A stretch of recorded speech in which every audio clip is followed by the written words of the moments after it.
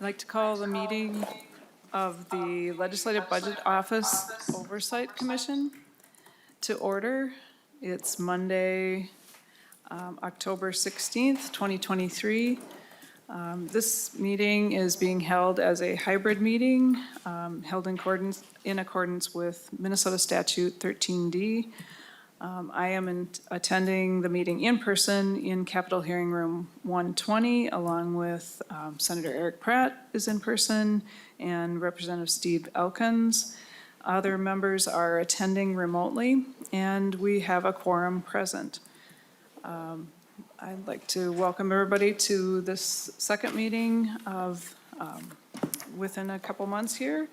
And we do have a couple members who were not present at our first meeting. And I'd like to have members and the ex officio members and the executive secretary introduce themselves so that we all know who's here and who is online. I'll just begin. I'm Melissa Wickland. I'm chairing the commission this session, and I represent the Senate District 51 in the Minnesota Senate. And I'll start with Senator Pratt. Thank you, Madam. And just as a note, the microphones in this room, for those in the room, are on all the time. And if you wish to mute them, you have to hold down the button to the right of the microphone. Well, thank you, Madam Chair. Senator Eric Pratt from Senate District 54, which is most of Scott County. Thank you. Representative Steve Elkins, representing District 50B, which is the western half of Bloomington. Thank you. And members who are online, if we could have Representative Kosnick. Hi, good afternoon, everybody. It's State Representative John Kosnick from Lakeville, covering Lakeville, Credit River, Elko, Newmarket, and a couple townships of Newmarket Township, and Eureka. And Representative Noor. Good afternoon, everyone. Mahmoud Noor, represent District 60B in Minneapolis. And Representative Schumacher. Thank you, Madam Chair. Joe Schumacher, representing southwestern Minnesota. Thank you. And Senator Dames. Thank you, Madam Chair. Senator Gary Dames, representing Senate District 16, which is 6 counties in southwest Minnesota. Thank you. And Senator Marty. John Marty, glad to be with you, at least remotely, representing the Senate District 40, which is 5 suburbs in the North Metro area. Thank you. And so all members are present today. Next, if we could have the ex officio members introduce yourselves. Ms. Mingy? Good afternoon. I'm Anna Mingy, State Budget Director of Minnesota Management and Budget. Good morning, Madam Chair. Eric Nauman, Senate Fiscal Staff. Good morning, everybody. Judy Randall, Legislative Auditor. And is Emily online? Yes, thank you, Madam Chair. My name is Emily Adrians, and I'm with House Fiscal. Thank you. And for the LBO? Madam Chair, my name is Christian Larson. I'm the Director of the Legislative Budget Office and the Executive Secretary of the Legislative Budget Office Oversight Commission. Thank you. And just another point of clarification for hybrid meetings. Hybrid meeting rules do require a roll call vote for everything except routine matters. So we will, first item on the agenda is to review and approve the minutes from the September 12th, 2023 meeting. That is something that we can do by a voice vote. Members, the minutes are in your packets. Are there any corrections or questions about the minutes, or is there a motion to approve the minutes? Madam Chair, I'll move the approval of the minutes. Representative Elkins moves to approve the minutes. Are there any other questions or comments about the minutes? I'm not seeing or hearing any questions or comments. All those in favor of approving the minutes from September 12th, 2023, please say aye. Aye. Aye. Any opposed? And the meeting minutes are approved. Next, we will move to the item to vote for election of the vice chair. We have, we didn't take that up last meeting because members were not all here. And I would like to ask if there are any nominations for the position of vice chair. Madam Chair, Representative Newer. I'd like to move the nomination of Representative Schumacher as the vice chair. Thank you. Representative Schumacher's been nominated as vice chair. Are there any other nominations? And seeing and hearing no other nominations, is there a motion to appoint Representative Schumacher as vice chair of the Legislative Budget Office Oversight Commission? So moved. Representative Elkins moves. And for this, we will need to take a roll call. And Ms. Hope, if you could please take the roll for this vote. Senator Wickland. Yes. Senator Wickland votes yes. Senator Doms. Yes. Senator Doms votes yes. Senator Marty. Yes.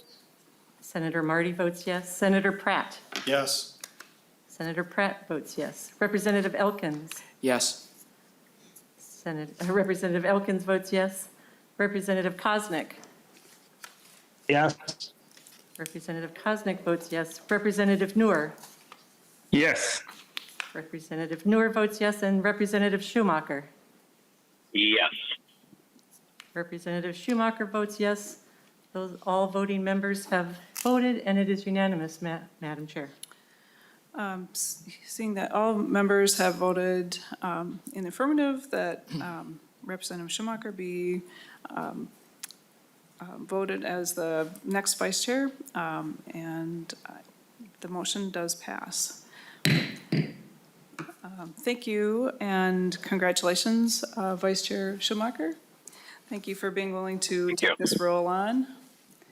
And I look forward to working with you on the work of the commission. So, thank you. Next, we will move to the item on the agenda to vote and to take up and vote on the updates to the fiscal note, uniform standards and procedures. We do have a presentation. Ms. Holterman Rosas will present, and she'll walk through the areas of the fiscal note, uniform standards and procedures that are proposed to change.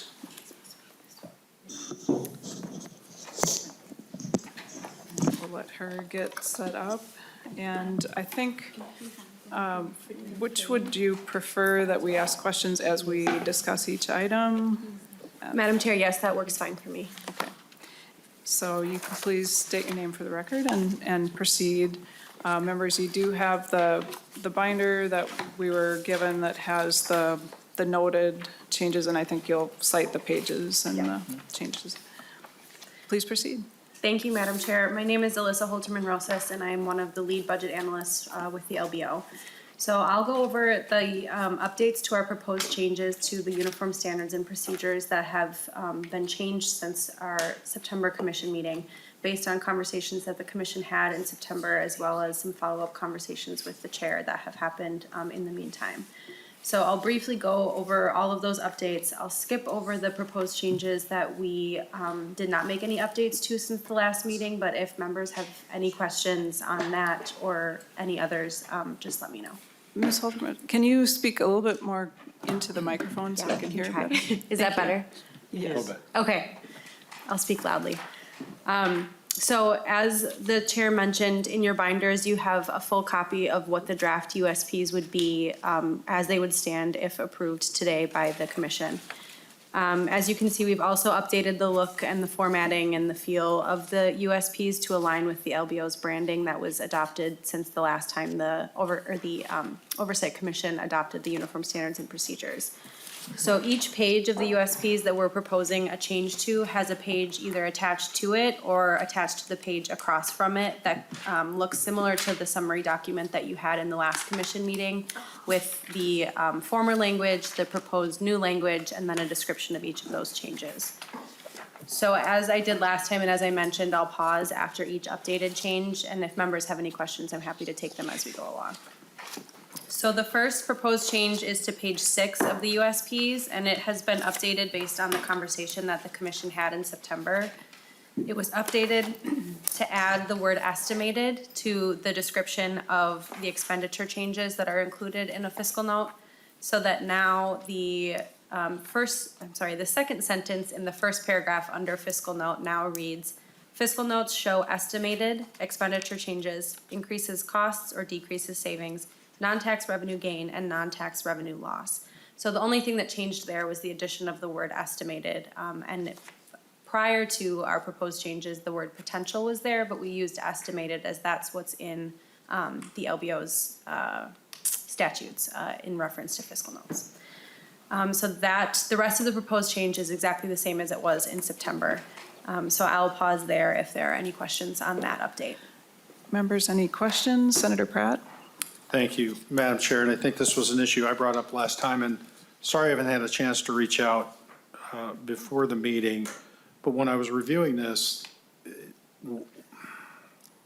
the concern that was raised, and I know we floated some language around, was that there were costs that were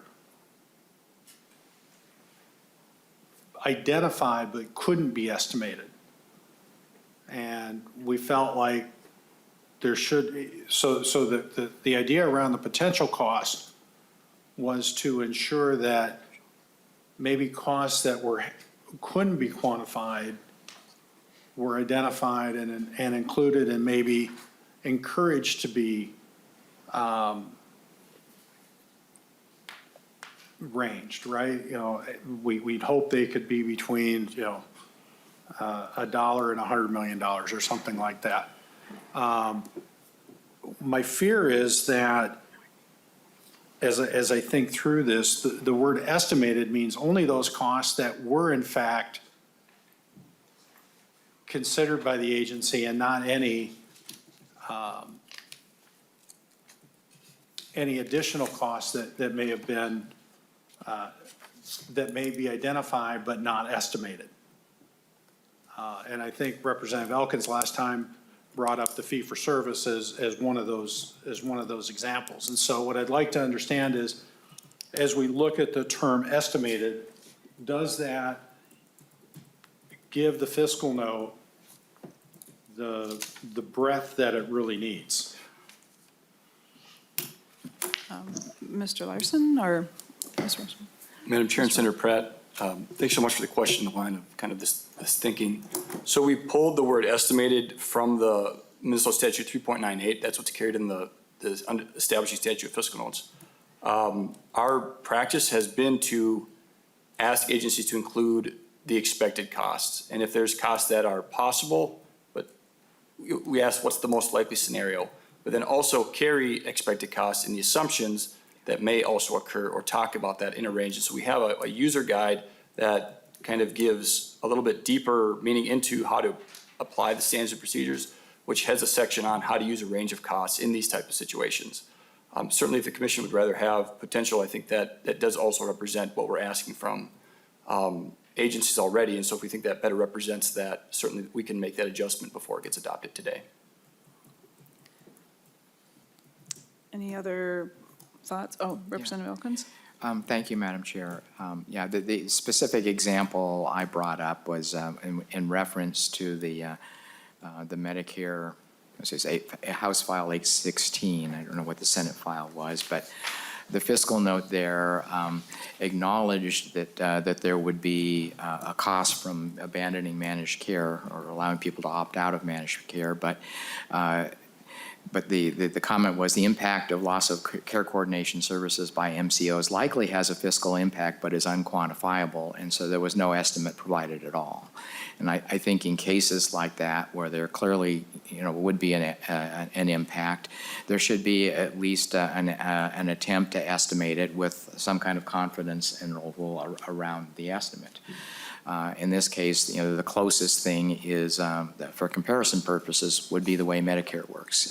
If someone in Medicare can either opt for traditional fee-for-service Medicare, many people who do that also buy a supplemental policy, or you can opt to go into a Medicare Advantage plan, which is managed care. And every year, the Medicare Payment Advisory Committee does a report analyzing the Medicare Advantage market and its performance relative to the traditional Medicare market.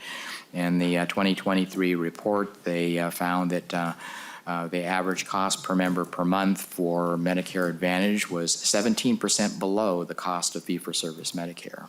So why, in this case, that couldn't have been used as the basis for at least a rough estimate of what the impact would be if people moved from managed Medicaid to fee-for-service Medicaid? I think that would have been a reasonable and expected thing for DHS to have done in this case.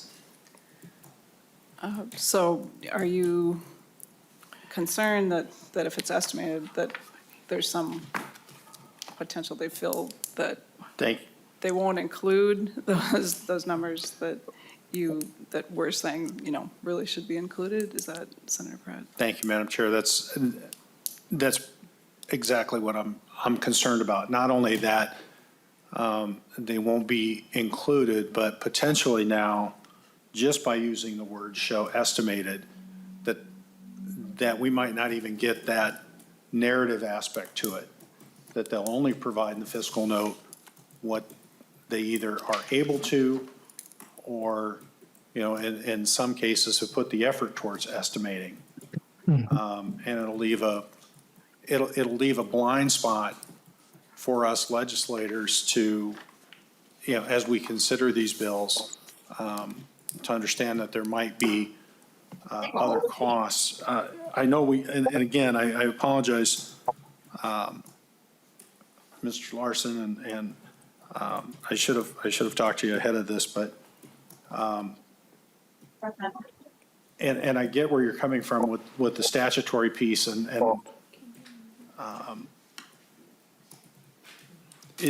I guess my question is going to be, how can we set forth the expectation, right? I mean, this is the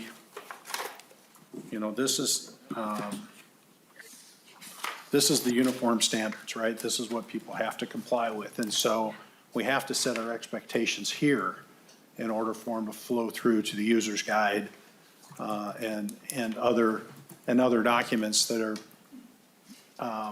that we utilize to manage the process.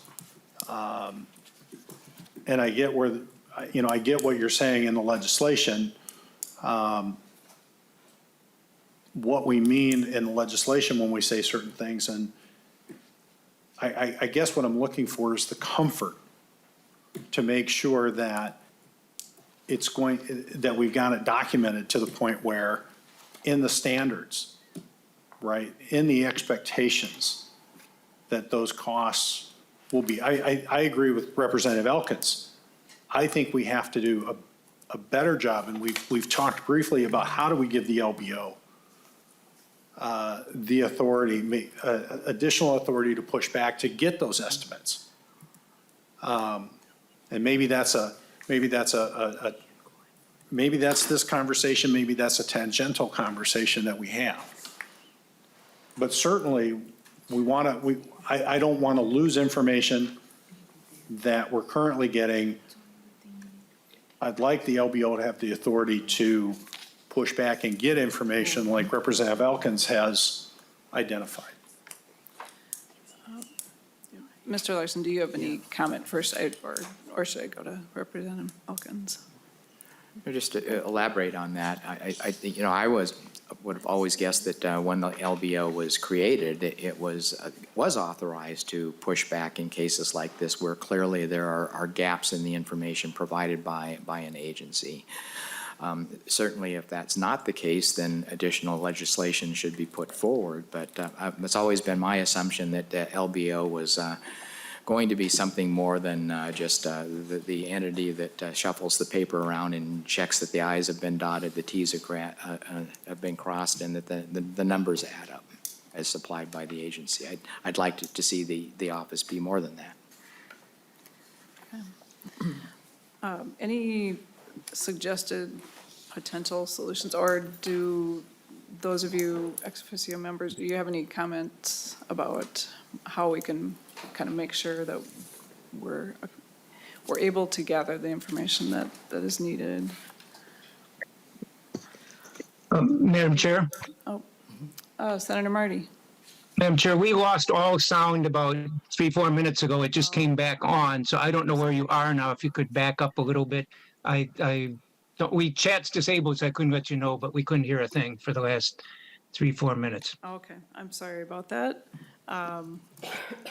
We are just talking about whether there is a way to ensure that the standard is allowing us to gather the information that we need to in the fiscal notes, and whether the word estimated will, maybe confine the fiscal note, fact gathering, and not allow us to gather all of the information that we need. Ms. Bingy was going to add some comments, I think. Thanks, Madam Chair. I wanted to just say, from my experience, to Representative Elkins' concerns, the LBO does certainly push back on agencies, but obviously there's always pieces of information that people would like to see included that might not be there. I'm not familiar with House File 816 and the concerns around the missing costs from loss of care coordination, but it reminds me of conversations we've had many times over the years about indirect effects and secondary impacts of fiscal notes. And I was wondering if Mr. Larson could speak to if there's any mention in the USPs about secondary effects of legislation, and if there are proposed ways that agencies should deal with that, like in narrative versus numbers on the front page, and if there is a solution there for some of these things about what the expectations might be about how things are documented. Mr. Larson? Madam Chair, Ms. Mingy, yeah, so the uniform standards and procedures and then the subsequent user guide and documents of that do speak to the role of secondary impacts into fiscal notes, and that being secondary impacts are not included in the front side tables of fiscal note, but should be discussed in the narrative if an agency wants to include that. In the example given, Representative Elkins, I'm not sure this is considered a secondary impact as we would normally consider a secondary impact, that it would be a frontline impact, that there would be, if we're changing from one payment method or managed care method to a different kind of care method, that there would be a direct fiscal impact of that, which is what the narrative tries to speak to in that fiscal note, but it does not give an estimate as Representative Elkins described.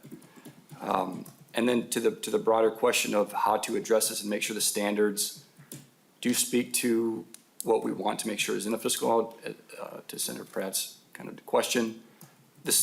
You're absolutely right in the fact that the uniform standards procedure should give you more detail than what's in the underlying statute, Minnesota Statute 3.98, in terms of what's a fiscal note. So if we want to make sure that if the commission believes that potential is a better term here, certainly that is how we move forward. It is, as described, making sure that we're not missing costs and that those things are at least in the narrative of a fiscal note is how we operate now. But certainly, if that's what we think does a better job of making sure that information, that we can clearly state that here's what the standards are for fiscal note, that is certainly, if that's the intent, that is what the uniform standards are intended to do. Okay. Senator Pratt, or anybody else who is online, do you know, has anybody raised their hand that I am not noticing? Senator Marty and Senator Dong. Yep. Okay, first, Senator Marty. Yeah, thank you, Madam Chair. And I was going to send a memo. I will do one yet to Representative Elkins. I agree with his concern and the concern we're talking about how you include things, but the difficulty of factoring this in, he used an example um, he cited a thing from MedPAC in which he said it was 17% cheaper, and 3 pages or 5 pages after that same report says that their projections of fee-for-service spending against the MCO version does not fully account for the effects of favorable selection. And later on, they say that Medicare overpayments were like over $20 billion a year last year. And so the caution is the reason I think the fiscal notes are saying this is because I would argue the exact opposite. And I think there's a lot of evidence that contrary to that one statistic that he's pulling to say it's cheaper, that same report actually says that number doesn't accurately account for the differences. There are other things. There are plenty of reports on how much more we're paying for the MCO version. I don't want to debate all that right here. I don't think that's the point of it. My point is that the reason fiscal notes have been dealing with these things and calling them potential or whatever is because it's very hard to do. And I think the accurate numbers would actually, if we were using that as a placeholder for trying to estimate how much it is, would suggest actually that the cost would be far more expensive to keep the MCOs, not what he was suggesting. So I think that the concern is very important, but the example he's given would argue the other way. And I'll send a memo off on this to him and anybody else who'd like to see it. But the point is that there's a reason these things are not always factored in, and that's because it's so difficult to measure. Senator Dames. Well, thank you, Madam Chair. And I would say that I would have a little different approach than Senator Marty. I think to have an estimate, I think to have it, if it's potential, if the wording is potential, it's going to be more inclusive to me than an estimate is. And if we're only going to put numbers in that are hard numbers, that could skew a fiscal note rather easily. I think what we want to do is make sure that we have the most inclusive way we can.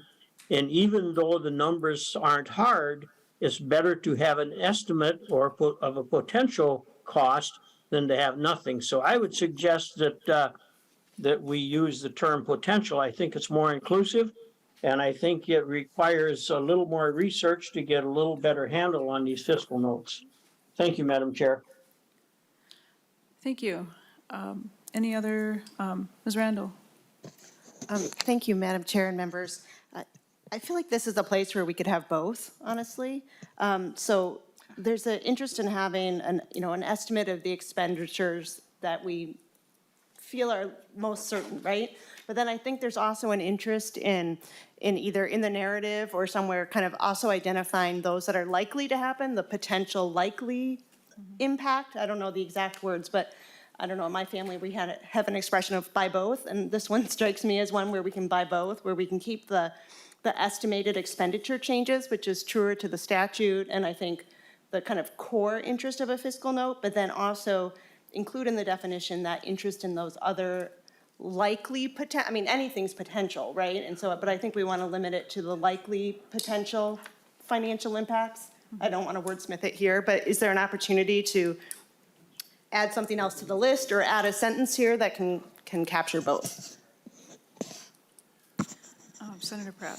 Well, thank you, Madam Chair. And I thought Senator Dames clarified my concern very well, is that I don't want it just to be about everything in the fiscal note is an estimate. I don't want it to be just, about what we're able to quantify. And now Ms. Mingy's brought up the idea of primary and secondary expenses, maybe secondary being those that we expect possibly. I like Ms. Randall's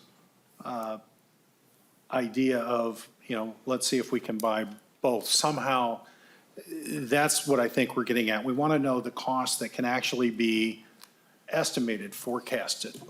but we also want to know the likelihood, the cost that may be likely on a secondary basis or maybe can't be estimated. I've got a couple of fiscal notes in mind. I don't want to get into specifics of the fiscal notes specifically, other than to say there were times when it was helpful to know that there were costs that weren't estimated. And my concern is that if we just limit it to estimated costs in the standards, that will be allowance of discounting those secondary, those likely, those costs that couldn't be estimated. That's been the concern the whole time, and I just want to make sure that the legislature, as we're getting these fiscal notes back, has the broadest set of information from which we're making those decisions. Thank you. Did I see, did Representative Koznick have his hand raised, or did anybody else have their hand raised? I guess I just wanted to, online before. Nope. Okay. Mr. Nauman. So, Madam Chair, I appreciate the conversation that members are having on this. I think it's an important conversation. I think this is part of the reason that the LBUC is so useful, because you can air out how you are all thinking about what should be represented in fiscal notes. So I commend you for that. With respect to Senator Pratt's idea here of adding this additional word, I want to be clear that when it comes time to translating a fiscal note onto a legislative tracking sheet, we need a number. And I want to make sure that I think folks are thinking about this as this is narrative explanation in the back of the fiscal note. It's not, I think, a number on the front page if you were to go this direction. So while it's possible to buy both, you're buying one on the front page and you're buying another one on the back page, and we all know that on the front page is typically where the numbers are that we put in legislative tracking sheets that represent the most likely scenario. Just for clarification, if you all are thinking about that differently, then I think there's a much bigger conversation for us to have. Representative Elkins? Yeah, so I think we might be missing the point that I'm trying to make, because I can have the discussion with Senator Marty offline about what numbers to believe, but my concern is when we know there's going to be some impact and there's no information about the range of options, that the outcomes there might be at all. And also, all we have in front of us is the primary impacts, when the secondary impacts are clearly going to be much more significant. It's just what I'm objecting to is just an agency just punting and saying, this is hard, so we're not going to do it. So, I was thinking along the lines of Ms. Randall, that is there some way that we can include both words? Because I see that they are getting at things in a different way. But I'm not sure if that's the right proposal. Madam Chair, maybe a question that might help with this matter. Perhaps for Mr. Larson, that if this word if potential and were included, how would the LBO treat that in the context of preparing a fiscal note? Mr. Larson? So if it's stated, fiscal notes show potential and estimated expenditure changes. So you have a concrete example of, what we could propose. Madam Chair, Mr. Nauman, certainly we would have to really, dive into exactly what this, but what I think is how we would apply this is the front table would show the most likely scenario of the direct fiscal impacts of a piece of legislation, which is how we would approach it now. And if there's, the potential piece would be is the potential really likely and a direct impact, then it would be included on that front page. Is the potential impact secondary impacts? Then that would be cleared in the narrative. Is the potential impact a possibility that is maybe not the most likely, but also possible? Then that would be included in the narrative. And so it would come down to how it would be determined if the impact is first a direct impact, and then is it the most likely scenario? Mr. Nauman? And Madam Chair, Mr. Larson, could you also explore a little bit, as you've written a lot more fiscal notes than I ever have, But I know that from a consumer perspective, timeliness in committees, having fiscal notes completed on time and ready to go so that committee meetings can proceed. Are you able to speculate on what this might do to the timing of when a fiscal note could be completed? I know this is a sort of a generalized comment and you can't apply it to every single fiscal note, but if we are adding time to the processing of fiscal notes as a result of doing something like this, I think the LaBouc should hear that and make that decision with its eyes wide open. And Mr. Larson, I guess I would just to add on to that, the existing language is potential expenditure change, correct? So go ahead. Mr. Larson. Madam Chair, Mr. Hahn, yeah, so I think a very good point, that's currently what it says, and so we're trying to apply the standards as it currently says already. I don't think there would be if we drastically change what we thought potential means from how we are currently applying that, then there's possibly an impact on time. I would say by adding it in here, there's really not. We are already going through the process of trying to identify what are the likely impacts, and then if there's secondary impacts, we will bring that up with the agency if we can identify them, or if they identify them, we will make sure we have that conversation. So from a time perspective, I don't think there's a huge impact unless we decide that what potential means as compared to how we've been applying it thus far means something drastically different. Mr. Nauman. Madam Chair, I sort of crawled into this rabbit hole pretty hard. I'll just conclude it with this. I would ask that if Mr. Larson felt that potential meant something different in this context, that he speak to the chair and the vice chair pretty quickly so that we can wrestle with that potential meeting, if that's the case, because I'm not hearing you all say you want to drastically change the process. I am. Well, okay, then maybe I misunderstood. I mean, in terms of timeliness, I don't think you're hoping. No, the example I used was a very important bill that has involved a lot of discussion, and I felt that the fiscal note provided legislators with incomplete information. Senator Pratt. Well, thank you, Madam Chair. And, as I've been listening to this conversation, maybe there's a little bit of discrepancy in what the fiscal note means, right? As I look at the fiscal note, I'm looking at the entire package, not the numbers on the front page to be the scope of what we're talking about. And if I could just offer a suggestion, as I look back on the first sentence, we kind of talk about the objective estimate of the fiscal provides an objective estimate of the fiscal note impact resulting from implementation. If secondary is kind of those potential secondary expenditures or secondary impacts are the same as potential impacts, maybe it's clarifying the word estimate in the first sentence rather than trying to clarify everything just in the second. And maybe that allows us to borrow Ms. Randall's term, buy both. See what you did. Mr. Larson, any comments? Madam Chair, so I would separate potential from secondary. As an office, I don't think we've interpreted that to be the same thing. Like potential for me is just for our offices, we've been applying it because thus far we have been applying potential impacts. That is what the standards are currently. And so we think, what are the likely impacts? And so even in the example provided, it's acknowledged that exists. They just, the note doesn't make an estimate on what that impact is. And so in that case, we would have acknowledged that that is a direct impact of the bill, that there's a cost to it changing how the care is managed from a fiscal standpoint. So that's a direct impact. That's exactly what the legislation does. The agency just was not able to make an estimate in that scenario. And so when we think of secondary impacts, this is one of the harder things of a fiscal note, like what is the line of a secondary impact? But we often think macroeconomic impacts. We think about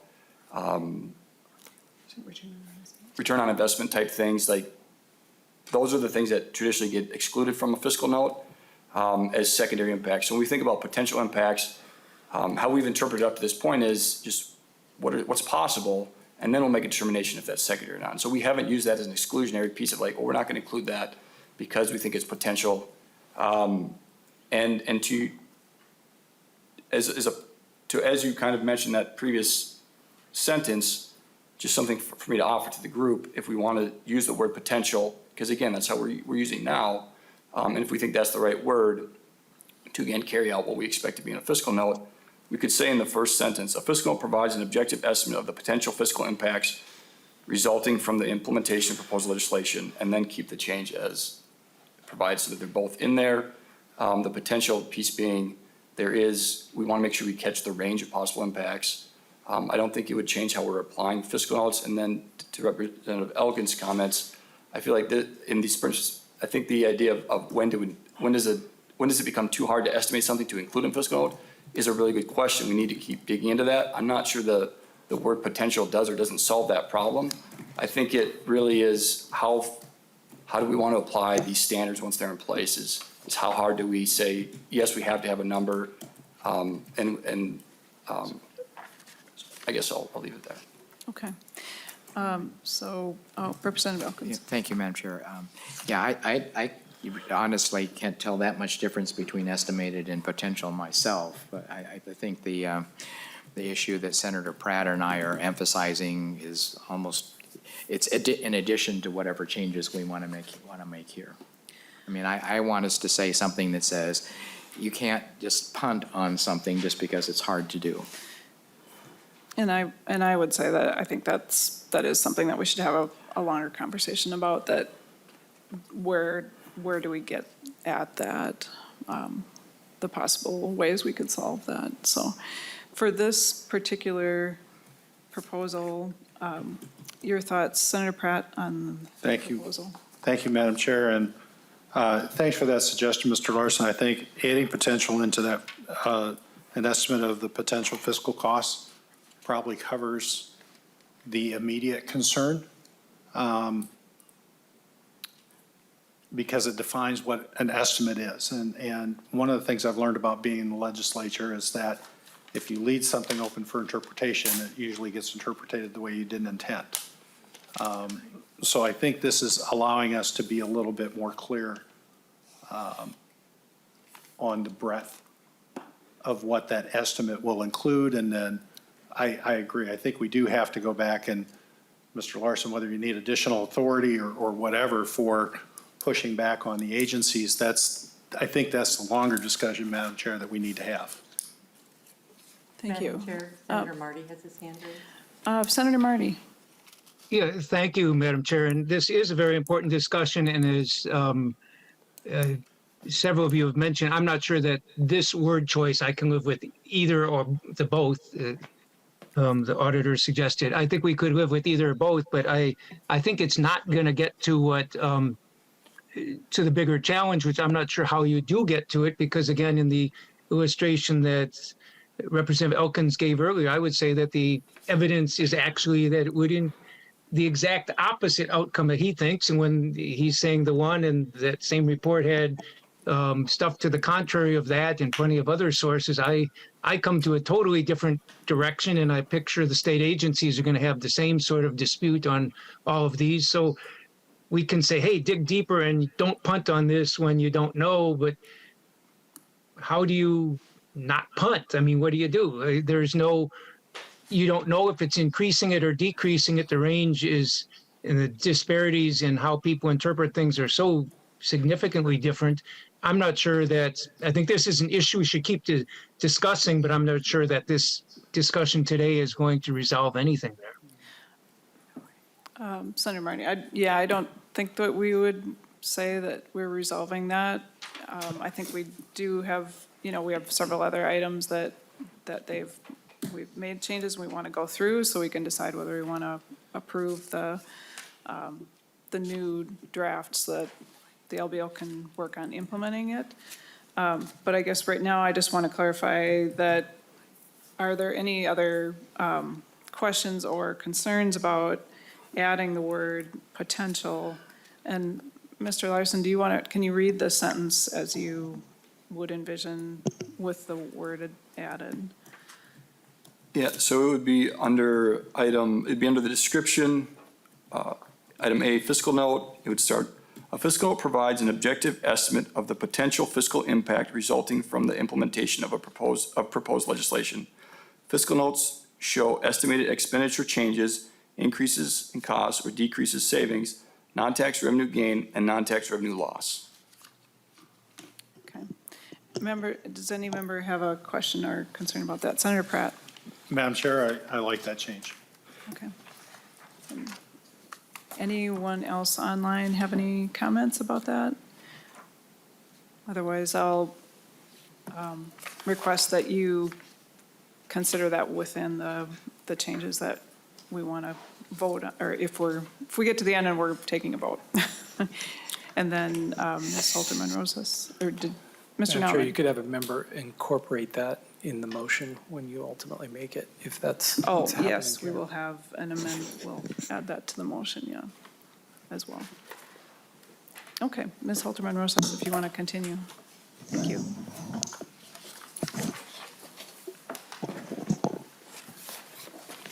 Thank you, Madam Chair. The second proposed change has also been updated since the September meeting. And this proposed change is to the graphic that's found on page 20 of the USPs.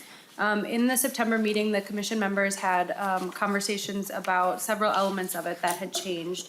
The first thing that we've updated is to add the red arrow that runs down the right side of the graphic back in, as well as to change the description of the number of days that falls above that timeline arrow to more accurately reflect the number of days that it takes to complete a fiscal note. It previously said 8 days and it will now say 10.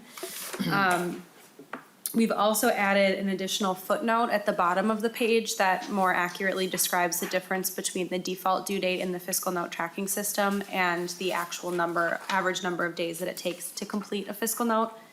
And then finally, the description of the emails that you'll see between the boxes with the steps has been updated to say automated workflow emails, and that's based on a conversation that the commission had about what those emails should actually be called. The rest of the proposed changes to the graphic remain the same as they were in September, so I will pause there again for any questions. Members, do you have any questions about this page or the graphic on this page? Madam Chair. Senator Pratt? Madam Chair, I just want to thank the team for taking into, considering the discussion we had last time. Thank you. I like the proposal. Any other questions? No? I'm not seeing any other questions. Please proceed to the next change. Thank you, Madam Chair. The third proposed change, which is on page 21, remains unchanged from September, as does the fourth proposed change, which is on page 23. The fifth change that was proposed in September was an additional procedure under the classified fiscal notes standard, which is on page 27 and 28 of the Uniform Standards and Procedures. And after the conversation in the last commission meeting, as well as, again, follow-up conversations with the chair, we made the decision to propose leaving that standard as is, so thus removing that potential new procedure. And we can take questions on that if there are any. Members, any questions? Senator Marty has a question. Senator Marty? No, it was a thumbs up. I'm happy with it. Okay. Sorry, we can't always see, I don't always see you on the screen, so we can see what it was. Any other questions or comments? Okay, please proceed. Okay, so Madam Chair, the final two proposed changes are on pages 35 and then pages 38 and 39, and those also remain unchanged from the September meeting. So that concludes all of the updates since the commission last met.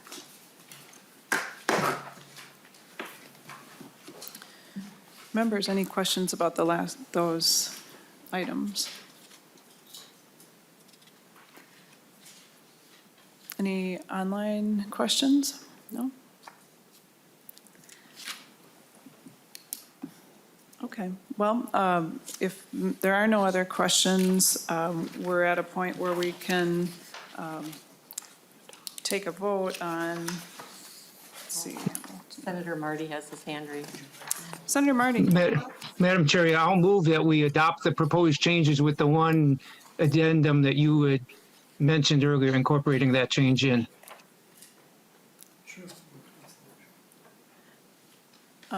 Mr. Nouwen.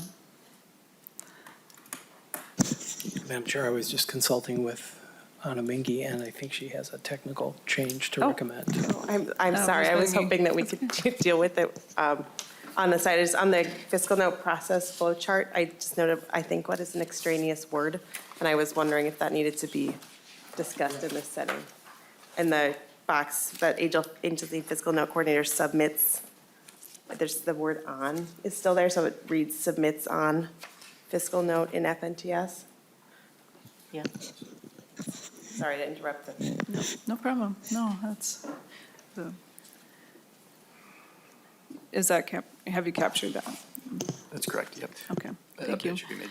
Mr. Nauman, did you have something else? No, I think we're fine. I think we're fine. I think if the LBO is comfortable making a technical fix to that, then I think you're fine. Okay. Yes, the motion that they brought to me does include language to allow them to make technical and clarifying changes. So I will read the motion. Senator Marty moves to approve as amended in the meeting today, the Legislative Budget Office Fiscal Note Uniform Standards and Procedures. Director Larson is authorized to make technical or clarifying changes to the standards and procedures document prior to publication on the LBO website and in the state register. Are there any questions on the motion? Senator Pratt. Thank you, Madam Chair. I think, given the amount of discussion we had, I'd like to see if we could clarify the motion to specifically identify that we are putting the word potential in front of fiscal in the first sentence somehow. If we can get the right page and paragraph reference, I think in the motion that would be appropriate. Mr. Larson, I don't know if you have a way that we could add to it to describe that concisely?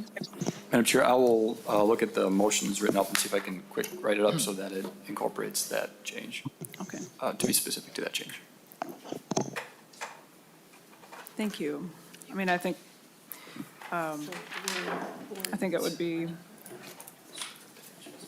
it would be more precise if we can do it that way. Potential and? Just fiscal note to subject to potential fiscal. That says. That's what I heard. Right there.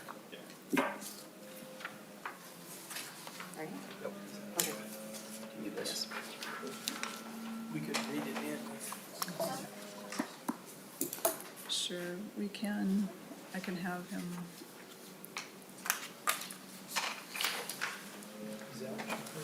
So we, this change adding that word, and then taking out the on.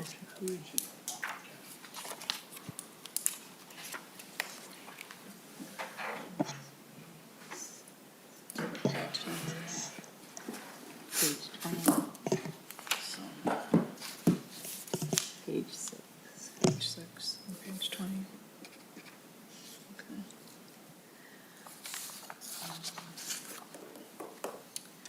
So I will, we made that motion kind of with, Senator Marty, can you withdraw your motion and then, Sure, Madam Chair, happy to incorporate whatever you want to. I'll just withdraw it for now. okay. We will have a new motion. Let me see if I can capture what you're desiring, Senator Pratt. Senator Marty moves to approve the Legislative Budget Office Fiscal Note Uniform Standards and Procedures as amended, page 6. The description, a fiscal note, and the sentence reading, "A fiscal note provides an objective estimate of the potential fiscal impact resulting from the implementation of proposed legislation." And a second amendment on page 20 to remove the word "on" in the fifth box. Director Larson is authorized to make technical or clarifying changes to the standards and procedures document prior to publication on the LBO website and in the state register. Does that mean? Okay. All members, are you all clear on the motion? And if so, then we can have Ms. Hogan take the roll.